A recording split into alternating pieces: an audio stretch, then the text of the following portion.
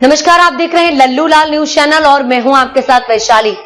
दिल्ली विधानसभा चुनाव में केजरीवाल ने बीजेपी पर जमकर हमला बोला। महिलाओं के मुद्दे पर किए वादे। दिल्ली विधानसभा चुनाव की तारीखें नजदीक आ गई हैं और इस बार की चुनावी जंग में प्रमुख पार्टियां अपनी पूरी ताकतें झोंकने को तैयार हैं। इस बीच आम आदमी पार्टी के प्रमुख और दिल्ली के पूर्व मुख्यमंत्री अरविंद केजरीवाल ने भारतीय जनता पार्टी बीजेपी पर जमकर हमला बोला है। केजरीवाल ने बीजेपी पर आरोप लगाया है कि वह दिल्ली में चुनाव लड़ने के लिए कोई सही मुद्दा नहीं ढूंढ पा रही है और न ही उनके पास कोई मजबूत नेतृत्व है। अरविंद केजरीवाल ने बीजेपी पर तंज कसते हुए कहा कि दिल्ली में बीजेपी के पास ना कोई मुद्दा है, ना ही कोई टीम। वह चुनाव तो लड़ रही है, लेकिन उनका दूल्हा कौन है ये किसी को नहीं पता। केजरीवाल का इशारा बीजेपी के मुख्यमंत्री चेहरे की ओर था, जो इस बार दिल्ली में चुनाव रण में शामिल हो सकता है।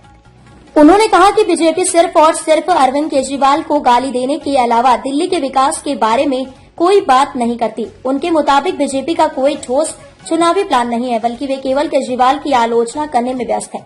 दिल्ली के त्यागराज स्टेडियम में आयोजित महिला अदालत कार्यक्रम में अरविंद केजरीवाल ने एक बार फिर अपनी सरकार की तरफ से महिलाओं को 2100 रुपए महीने देने का वादा दोहराया। उन्होंने कहा कि जब से उन्होंने दिल्ली की महिलाओं को 2100 रुपए देने का वादा किया है, तब से बीजेपी उन्हें गाली दे रही है। बीजेपी वाले कह रहे हैं कि महिलाओं को 2100 रुपए देने से वे बिगड़ जाएंगी। मैंने कहा, देते रहो गालियां। बीजेपी के पास दिल्ली को लेकर कोई योजना नहीं है, वे सिर्फ गालियां देकर चुनाव जीतना चाहते हैं, केजरीवाल ने कहा। महिला अदालत कार्यक्रम के दौरान अरविंद केजरीवाल ने दिल्ली में महिलाओं की सुरक्षा का मुद्दा भी उठाया। उन्होंने कहा कि दिल्ली में जब निर्भया कांड हुआ था, तब यह उम्मीद जताई गई थी कि इस तरह की घटनाएं अब नहीं होंगी, लेकिन आज भी अपराध का स्तर लगातार बढ़ता जा रहा है। महिला अदालत कार्यक्रम में समाजवादी पार्टी के राष्ट्रीय अध्यक्ष अखिलेश यादव भी शामिल हुए। उन्होंने भी दिल्ली की कानून व्यवस्था पर सवाल उठाए और केंद्रीय गृह मंत्रालय की निंदा की। अखिलेश यादव ने कहा, यह कैसा गृह मंत्रालय है जिसमें न दिल्ली सुरक्षित है और न मणिपुर।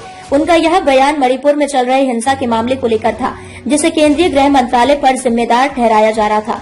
इस कार्यक्रम में दिल्ली के विभिन्न हिस्सों से बड़ी संख्या में महिलाएं पहुंची। कुछ महिलाओं ने मंच पर आकर अपनी व्यक्तिगत पीड़ा और संघर्ष साझा किया।